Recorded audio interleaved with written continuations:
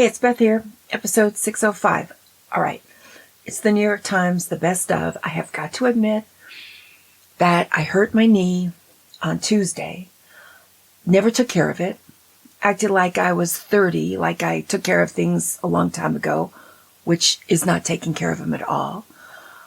My knee on Sunday was a wreck. I was in so much pain. So I don't know if I read the paper correctly or if I was under Tylenol and duress, and I'm trying to move it right now and I can't even move it.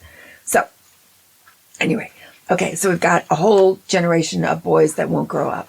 Tell us something we don't know, the New York Times, okay? Just an article about, guys not wanting to grow up. I get it. Okay, I'm going to try to move. There, I did it. All right. So, really. And he's cute. Of course, they're all cute.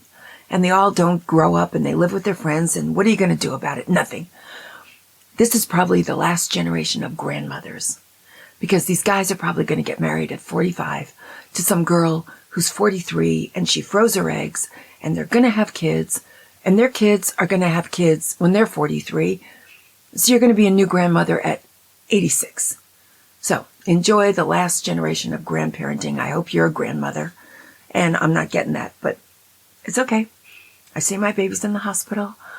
I'm subcontracting the work. I'm getting it done. I get to hold babies. So, if you're not a grandmother, see if you can figure out something. Read to kids in a preschool, nanny, whatever. There are kids out there that need you, I think. So, anyway, Demi Moore wore a wonderful dress at the Golden Globes. She gave an incredible speech, and I hadn't realized she'd never won an award. It was really lovely. She talked about how a producer said she was a popcorn movie star, which means you're not that talented, but people like you, so you make a lot of money for the movies. She finally got an award. She deserved it, not for the movie she was in, but she deserved it for Ghost. She was amazing in Ghosts. So, anyway, just a little sweet thing. Okay, so then the Modern Love this week was so crazy. The language of physics. They were a quantum entanglement event. Okay? I read it. In quantum physics, entanglement describes a relationship between the fundamental properties of two particular particles that could not have happened by chance. It's an invisible link between two objects, allowing them to affect the other in ways that cannot be explained by classical physics. Kit and I actually had a conversation about quantum mechanics, I think it was. And anyway, these two people deserve each other, and I hope they live happily ever after, because their whole relationship relies on the fact that they both have IQs that are 160 plus. Here's the best news of the week. Breathing easier as workout clothes loosen up. Finally! These girls under 45, these incredible Wonder Women who work, have children, run, do, basic training for the Marines, and they have these incredibly tiny torsos, and they're becoming very sick because nobody can look good in a spandex outfit every single day of the week. They're doing all kinds of bad things like purging, laxatives, whatever. It's a mess out there, and that has become the new norm. Completely abnormal, completely wrong. Nobody should have to look good every single day in a tiny, tiny spandex outfit. Stomach exposed, whatever. I am so glad that they're giving up on this. These clothes that they're wearing now are boxy, wonderful. Monday, I've got my period outfit. Love it. I'm telling you, I would never come out if that was what I was supposed to wear when my kids were little. Give me a break. It's like Lululemon. Go back to Canada. Leave us alone. It's insane. But this is why I'm doing it this week. All right, The Vows. Oh my God. I started reading this thing, okay? The couple look very cute. Laurie Stone and Richard Toone. Okay? She's a great big feminist. She got married at 18, divorced at whatever age, and spent her whole life writing amazing stories, teaching women how to be all about women power, women supporting each other, women being amazing. She knew everybody. She's got her degree in anthropology. After she studied English at Barnard College and graduated with a bachelor's degree, she earned a master's degree in English literature from Columbia a year later. In 1969, Kate Millett, one of her teachers at Barnard, had helped her figure out a way to be a forward thinker. She turned my life around. She liked my mind, and I adored her. I became involved in the women's movement. Okay, so she spends her whole life working on the women's movement, right? She meets this guy at a writers' conference, right? He's married. Oh, they just find that they have a connection and they like talking to each other, right? She takes this walk with him at the writers' conference. She would never do anything if somebody were married. Oh no, never. I'm all for women power all the way. This is a full page story about these two. She goes for this little walk with this guy named Richard, and they figure out they're in love.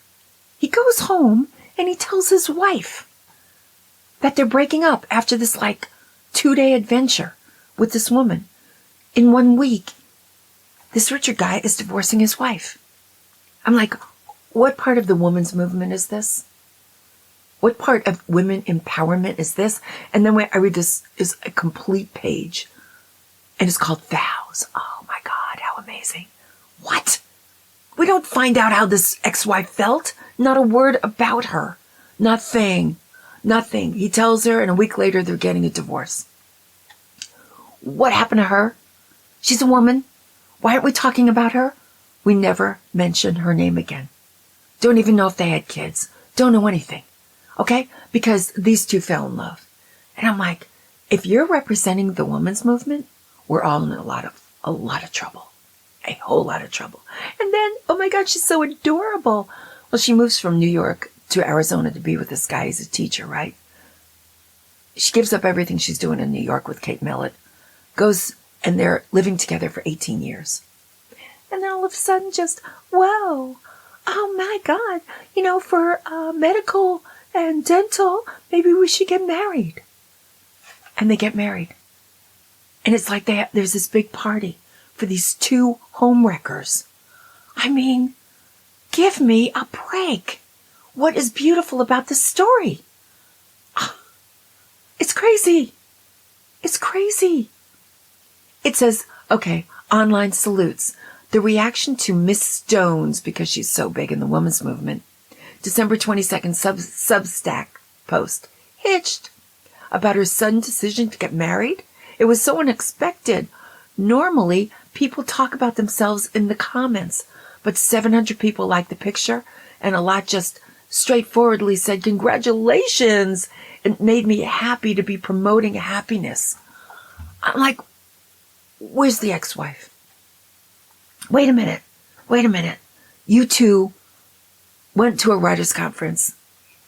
You found out he was married because you said that. You never, ever, ever, ever went near a married man before this man. He's totally married. His wife said, bye, honey. Hope you have a great time at the convention, the writer's conference. You look for him at the conference. You seek him out because you enjoy talking to him. You're home wrecking. Home wrecking. There's a verb. You did it. And then you find him and he says, do you want to take a walk? Walks don't break up marriages. Okay? Affairs break up marriages. You didn't just go on a walk with this guy. I'm sorry. He changes his whole world after 1 week with you. Breaks up his marriage, and now you're married after 18 years, and you look so cute on this little bench together. And I don't like that this is what we are now approving of. This has become our new Romeo and Juliet story. This is what we aspire to. No. You built your relationship on ashes, on somebody else's heartache. This is not a happy story. I want to know what happened to the ex-wife. There should be on the next page, what happened? How did you feel about it when your husband comes home and tells you this? Give me a break. I don't like that we are congratulating and championing people like this and stories like this. It's not good. It's not nice. It's not nice. It's not. And it's really not nice to even mention the ex-wife in that one little sentence as if it's a throwaway line. So I got very upset and I'm not happy and I don't like it and I don't want us to show our children that this is what life is. That's a train wreck. That's a home wrecker. Women didn't like women like this. They were not. In the 50s, there was a woman's empowerment and there was women's liberation and women did take care of each other. And we called these women home wreckers and we didn't play with them anymore. We didn't invite them to the coffee anymore. We didn't like them. We didn't admire them because they wrecked a home. They took someone away from someone else. And now all of a sudden, it's vows and it's the big full page on this couple. And I really think we have to go back to the drawing board, especially if she's going to be the head of the women's movement. I'm like, really? I find that ironic. I think I'm not the only one. And I don't think it's because my knee was hurting. I think even if I was in a great mood yesterday, that would have bothered me. Don't call yourself an advocate for women if you are a marriage destroyer, home wrecker. Okay? Don't do it. Call yourself something else. But don't stay on top of the game with this guy that you took from someone else for 18 more years and write books about supporting women, women's rights, listening to women, having it all about women. When there's this other side of the story that we're not telling. It drove me crazy. I had a little trouble staying sane. I'm not happy that we're doing this. Vows? Vows are things that shouldn't be broken.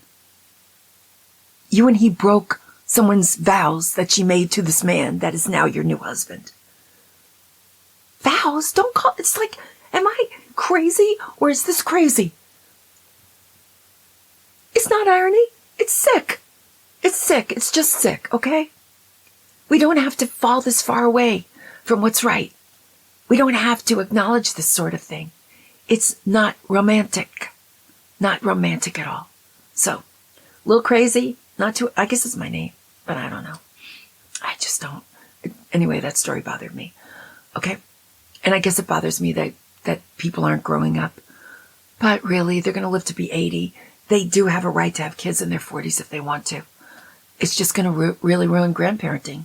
And that's sad for kids because grandparents are awesome. And I aspire to be one someday.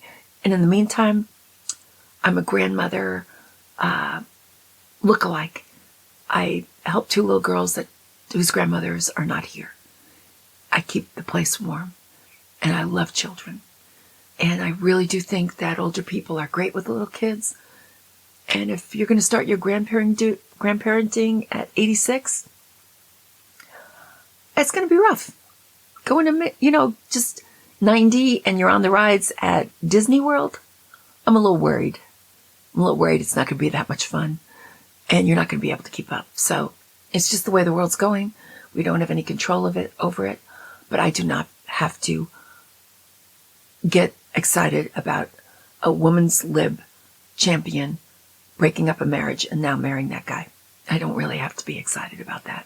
I'm going to make a choice, and my choice is blah. So, I'm going to try to stay sane, and I will be back. They fly so high, never reach the sky.